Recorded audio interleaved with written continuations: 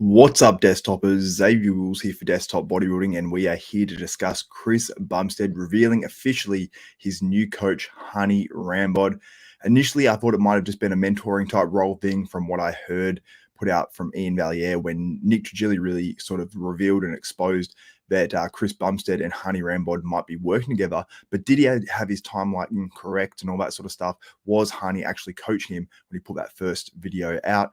But he did obviously have a video pretty recently as well, sort of pretty much breaking the news already. And as you can see here, Hany is in the gym with Chris Bumstead, getting him to do a lot of like flexing and stuff while he's posing. But we will go through the comments and what both of these guys had to say about working together when it started. And there is text messages as well that we will reveal as well. So let's get into that portion of it, and we'll go back to the start of this video and basically listen to what Chris Bumstead and Hany Rambod has to say, and I'll respond to that live. All right, so secret's out.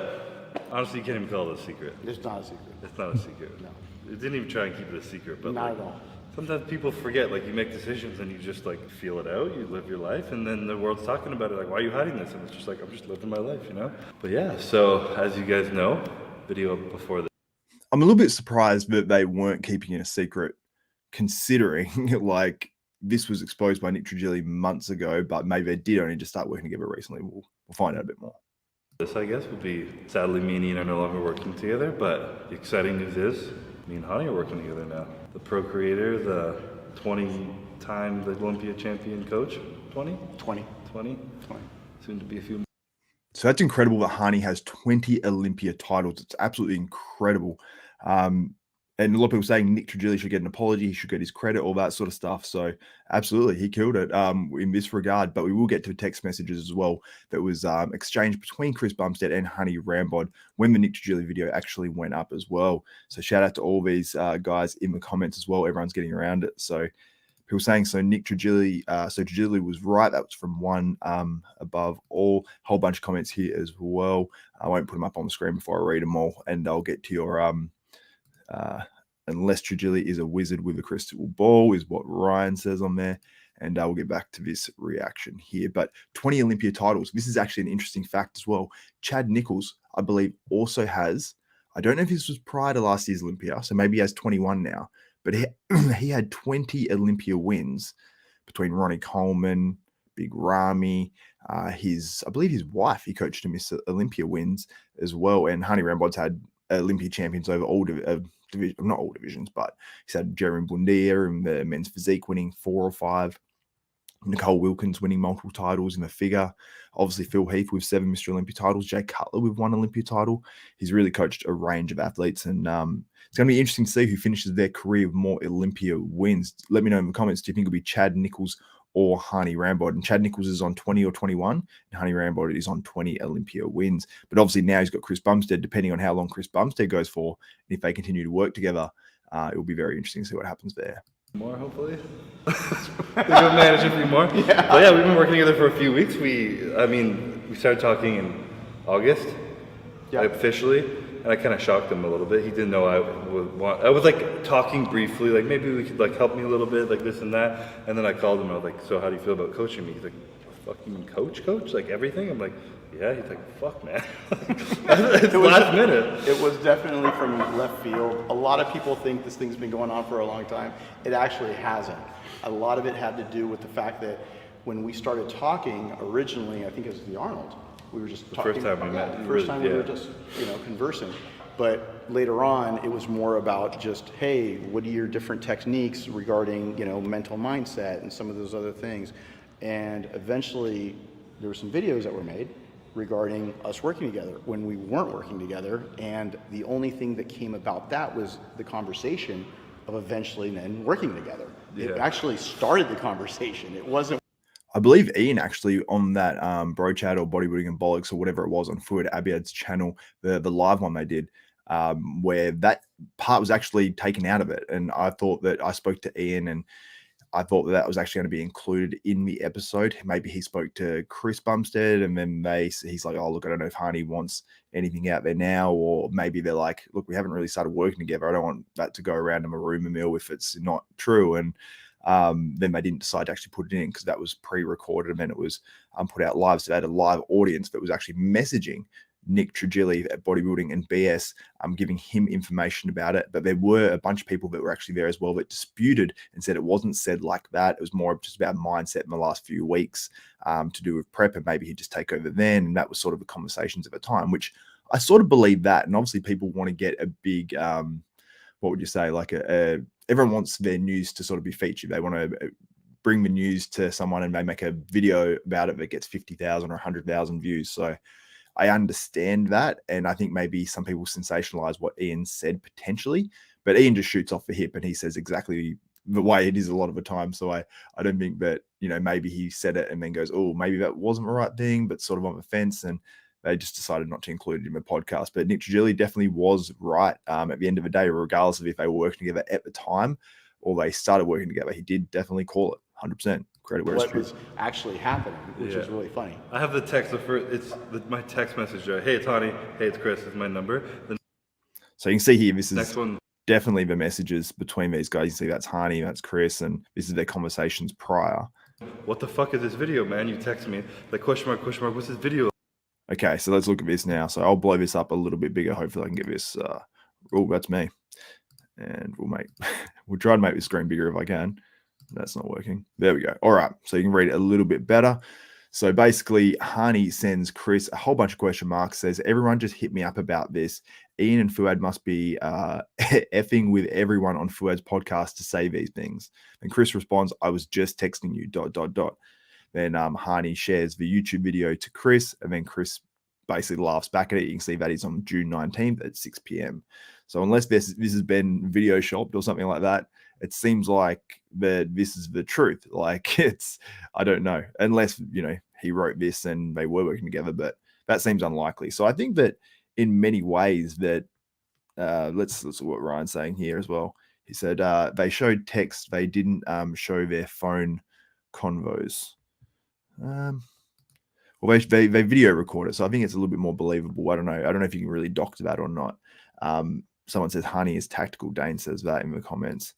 Yeah, I think to a certain extent, definitely, in terms of his promotion of his business and all that sort of stuff, absolutely.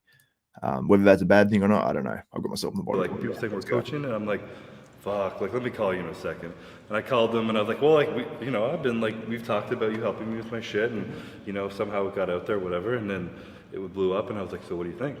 and I was like, oh, you're serious? Like, I thought, yeah, let's get together, let's do some workouts, it'd be pretty cool. And he said, no, let's think about doing the whole prep. And then obviously it was a very big decision because it came from left field, because I've never worked with somebody who's somebody who's actually been winning the Olympia. I mean, I don't think you were too fond that it was 16 weeks out or whatever it was. Yeah. Because he says, like, I only work with people when I have a full year of off-season learning your body, getting where I want, and then we start prep. And I'm just starting prep like this. So, but I can imagine Hany's much more serious behind the scenes. Like, I only work with people for a year, like the way Chris is sort of saying it. And Chris probably isn't used to that, but he's like, I probably need that at this time in my career. He's so far on top of the world in terms of winning Olympia titles and also just having such a big name. He's got like over 10 or 11 million followers on Instagram, millions on YouTube, and he's only growing. He's only won Olympia, 3 times? If this guy goes for 5, 6, 7 years, I suppose he's just going to grow in terms of his legend, but also in terms of his popularity. But I think he's going to grow regardless. Like, he's got such a big name now. He's gone mainstream. A lot of people know Cbum. Make it work, Yeah. It's not my first rodeo. It's not your first rodeo. So little challenge. Also, Hany only typically works with Evogen athletes. This is like an exception because Chris Bumstead is such a big name. Challenge to it, but we'll make it work. And yes. I'm excited, like you guys know me, I'm very laid back. I'm pretty like loose, like just try and chill, take what I can. Hany's very like, everything's got to be perfect. Like, what's this going on? What's this? Very like meticulous.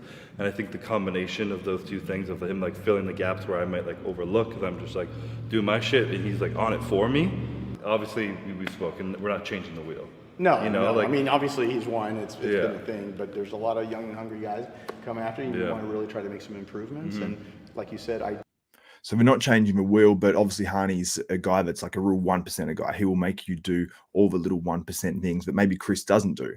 And last prep, I was surprised in some of Chris Bumstead's videos where he was saying that, I just wake up and I wouldn't eat for multiple hours, or I'd eat first meal and then not eat for like a huge 5-hour gap. I can't remember exactly what it was, but I was like, wow, like if one of my clients was doing that, I'd be not happy about it. And he's just like sort of very casual about it.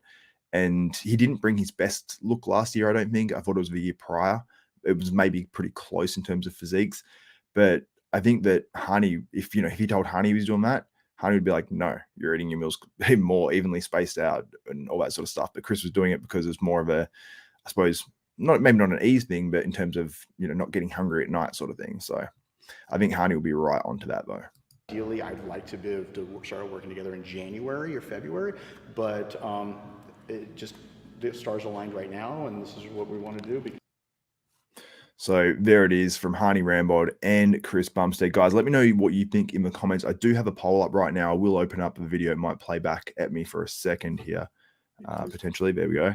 And I put a poll up and I asked the question, is it good or bad, or is it a good or bad move for Chris Bumstead switching to Hany 16 weeks out of the Mr. Olympia? Get your votes in now. I see them rolling in right before my eyes.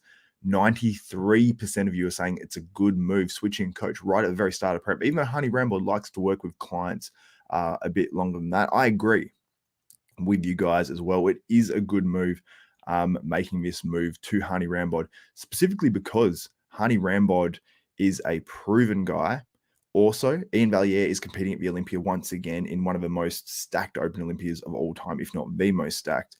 And he wants to not have to be at sort of Chris's beck and call when he's trying to prepare to get on stage himself at the biggest show of the year and probably one of the biggest Olympias of all time. So, yeah, I think it's a good move as well. Most of the times, switching a coach 16 weeks out, I would say, is a bad move. But in this case, I think it's definitely a good move. So, yeah, it's a smart one. But looking at what they're doing here, Chris Bumstead is looking absolutely enormous for himself. I think in terms of 10 weeks out, because this is actually shot 10 weeks out, I think he looks very, very big. I'm impressed with how he's looking right now. I assume the legs still look great. He doesn't seem to vary too much in terms of anything going down or anything like that. Getting some abusive comments as well. But yeah, I think like I said, they're not changing the wheel. Hany isn't silly like that. That's why I'm saying it's a good move. But I think with some coaches potentially could change things up too much and start trialing things and stuff like that. I don't think Hany's like that. I think he's smart enough. But see here, Chris Bumstead hitting the crab most muscular. That's not something we normally get to see from Chris Bumstead too much. He hits that sort of side one a little bit. But I think this looks really, really cool. And he actually looks pretty massive in that. But people are going to maybe talk about Chris Bumstead potentially being open and stuff like that. He's going to need a lot more mass on his physique overall if he's able to potentially compete at open at some stage. I think that sort of maybe a little bit overplayed, that he could potentially compete in open and do well right now, especially in terms of Olympia. Some guys have said, I heard on other podcasts of well-respected guys, that he's in that, if he competed at the Olympia, in the 6th to 10th range. I think that's no way. I think that Chris Bumstead is definitely not big enough to be in the 6 to 10 range at the Olympia, because you're talking about guys now that like Ian Valliere. He stands next to Ian Valliere and Chris gets wiped, in my opinion. I like Chris's physique much more than Ian's, but he would get wiped size-wise. It's just, it doesn't compare. So, but yeah, very much looking forward to seeing how Chris Bumstead looks at this 2022 Mr. Olympia. Guys, let me know, do you think Chris Bumstead can get beaten at the 2022 Olympia? And if he does, who will it be by? Will it be an Urs Kalaczynski? Will it be, Urs Kalaczynski? Terence Ruffman? Could it be Ramon Dino? Could it be one of these other guys? There's so many good names in the classic physique right now. It's going to be a very exciting classic physique Olympia, even if you do think Chris Bumstead is a shoo-in. But guys, let me know what you think about how he's looking right now. Hany does this thing. I haven't actually followed Hany's training much in the past or anything, but I do actually want to check it out after watching this. But he gets him to do a lot of isometric holds and stuff like that, like in terms of just posing between sets on chest. And he's really getting him to contract the upper chest. And it makes a lot of sense because you look like a gymnast. They do a lot of isometric holds and stuff like that on the rings and all that. And their triceps are normally massive and their biceps are normally huge. So I think that Hany will probably get Chris doing a lot of this stuff for his arms. And I think that's definitely a smart move. So I can't wait to see how Chris does at the 2022 Mr. Olympia. Let me know in the comments below, how many Mr. Olympias will Chris Bumstead go for? What do you think about his current physique look? And yeah, guys, if you haven't liked this video yet, smash that thumbs up button. Even if you're watching it live right now, Smash the thumbs up button. If you're watching it later, smash it as well. It helps my channel out a ton. And I really want to catch more traction on these live videos because we've got 90 live viewers right now, I think it is. I really want to get in like 200, 300, 400 consistently. But we did actually have close to 500 live at one time. And I think we had about 3,000 or 3,500 people tune in live to the Nick Walker Bodybuilding University episode. It was a really, really good one. It had myself, Nick Walker, Brett Wilkin, Martin Fitzwater, and Nathan Dasher was meant to be on, but he wasn't. And we had Johnny Shreve on.